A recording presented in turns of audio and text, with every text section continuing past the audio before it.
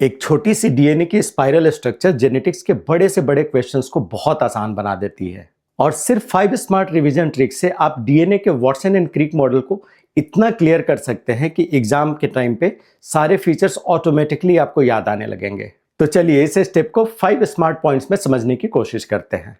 सबसे पहला point, DNA को सिर्फ डबल हेलिक्स की तरह मत देखिए, बल्कि इसे एक ट्विस्टेड लैडर इमेजिन कीजिए। इसके डायग्राम को रोज 20 सेकंड्स के लिए दिमाग में विजुअलाइज कीजिए। इससे क्या होता है, स्ट्रक्चर परमानेंटली स्ट्रांग हो जाता है। साथ ही याद रखिए कि दोनों स्ट्रैंड जो हैं वो एंटी पैरेलल होते हैं। एक जो है वो 5 प्राइम से 3 प्राइम डायरेक्शन में जाता है और दूसरा 3 प्राइम से 5 प्राइम डायरेक्शन में जाता है।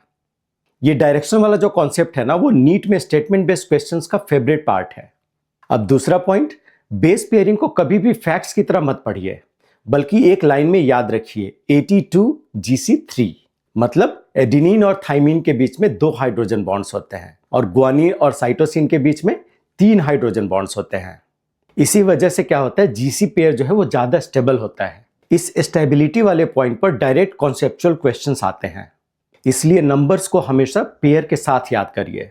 अब तीसरा पॉइंट क्या है, शुगर फॉस्फेट के जो बैकबोन है ना, उसको डीएनए के साइड फ्रेम की तरह देखिए और बेसेज को लैडर की तरह इमेजिन कीजिए।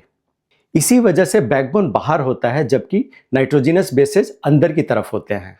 बहुत सारे स्टूडेंट्स इसी पॉइंट को उल्टा याद कर लेते हैं और इसी कंफ्यूजन की वजह से स्टेटमेंट बेस्ड जो क्वेश्चंस होते हैं ना, वो गलत हो जाते हैं।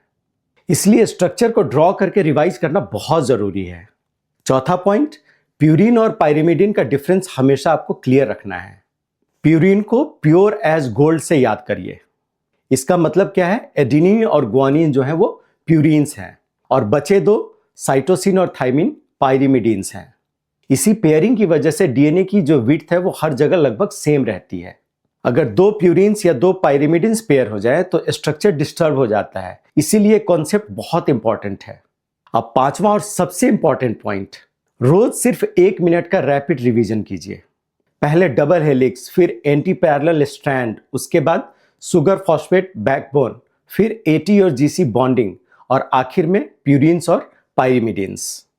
जब आप इस फिक्स सीक्वेंस को डेली फॉलो करते हैं ना, तो जेनेटिक्स का जो फाउंडेशन है ना, वो नेचुरली बहुत स्ट्रांग हो जाता है और धीरे धीरे वाटसन क्रिक मॉडल है वो सिर्फ याद नहीं रहता, बल्कि परमानेंटली समझ में आ जाता है। आई होप आप इन टिप्स को फॉलो करेंगे in order to clear your NEET examination.